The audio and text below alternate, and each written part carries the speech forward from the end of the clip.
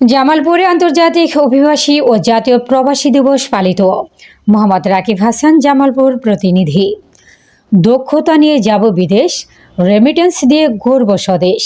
এই প্রতিপাদ্যকে সামনে রেখে জামালপুরের আন্তর্জাতিক অভিবাসী দিবস ও জাতীয় প্রবাসী দিবস পালিত হয়েছে।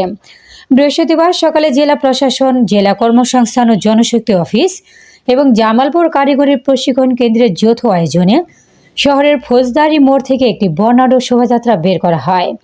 শোভাযাত্রাটি শহরের গুরুত্বপূর্ণ সড়ক প্রদক্ষিণ করে জেলা প্রশাসকের সম্মেলন কক্ষে গিয়ে শেষ হয়। পরে সেখানে আয়োজিত আলোচনা সভায় প্রধান অতিথি হিসেবে বক্তব্য রাখেন জামালপুরের জেলা প্রশাসক মোহাম্মদ ইউসুফ আলী।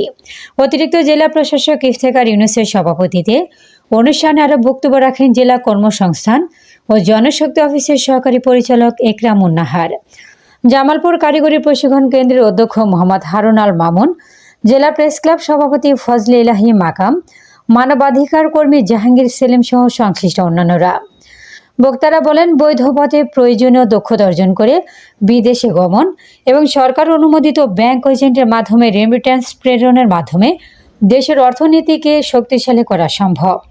একই সঙ্গে এতে প্রবাসীদের জীবনমান ও উন্নয়নে গুরুত্বপূর্ণ ভূমিকা রাখবে। অনুষ্ঠান শেষে সর্বোচ্চ রেমিটেন্স প্রদানকারী ৩ জন প্রবাসীর পরিবার এবং একটি ব্যাংককে সম্মাননা স্মারক প্রদান করা হয়। এছাড়া প্রবাসী পরিবারের সন্তানদের মাঝে 2,65,500 টাকার শিক্ষাবৃত্তির চেক বিতরণ করা হয়। এরপর দুপুরে জামালপুর কারিগরি প্রশিক্ষণ কেন্দ্রে প্রবাসী মেলার উদ্বোধন করেন অতিথিরা এবং বিভিন্ন স্টল পরিদর্শন করেন। বহুল প্রচলিত সেই ভাষাও শিখুক না, ঠিক না? এই ধরনের বিষয়গুলো স্প্যানিশ হতে পারে, ফ্রান্স হতে পারে, সেই ভাষাগুলো যেন আমরা আস্তে আস্তে শিখি। 1-2 মাসের ভাষা শিখে কোর্সে চালু করতে পারে। সবসময় বিউটি পার্লার আর খাদ্য তৈরির প্রশিক্ষণ, ওইটার পাশাপাশি যেন নতুন নতুন প্রশিক্ষণ শুরু হয়, তাহলে স্টুডেন্টরা খুব আগ্রহী হবে। স্টুডেন্ট লাগবে না, স্টুডেন্ট বাদেও অন্যরা যারা আছে তারাও আগ্রহী হবে। এইটা আমাদের দক্ষ কর্মী বিদেশ পাঠানোর ক্ষেত্রে অন্যতম গুরুত্বপূর্ণ ভূমিকা পালন করতে পারে বলে আমরা মনে করছি। আর এই হচ্ছে যে আমাদের আজকের দিনের যে মূল আলোচ্য বিষয়গুলো। সবচেয়ে বড় কথা হলো যে এইগুলোর পরে আমাদের কাজটা তো করতে হবে। কথা বললাম, কথাটা মানতে হবে, মন থেকে বলতে হবে, কথা আসলে মুখ দিয়ে বললে হবে না। তো এনিওয়ে আমরা যারা দিতে পারেননি তাদের সকলের জন্য শুভেচ্ছা। প্রকল্পের মাধ্যমে ওয়েজার্স ওয়েলফেয়ার বোর্ড করছে, কিন্তু এখানে আমরা রেফারের ভূমিকা পালন করে থাকি। এখন আমাদের একটা গুরুত্বপূর্ণ দায়িত্ব 2024 সালে প্রদান করেছে জেলা কর্মসংস্থান ও জনশক্তি অফিসকে অভিযোগ ব্যবস্থা করা।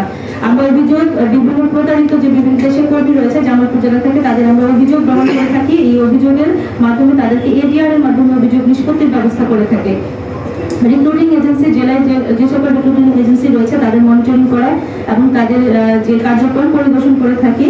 অনলাইনে আমাদের যে বিএমএইচ রেজিস্ট্রেশন এবং যে বর্তমানে পিডি পাচার ওরিয়েন্টেশন সেবা রয়েছে সেটা আমরা কার্যক্রম পরিচালনা করে থাকি।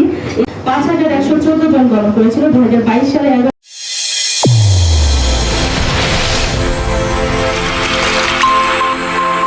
চ্যানেল A1 হৃদয়ের স্পন্দন।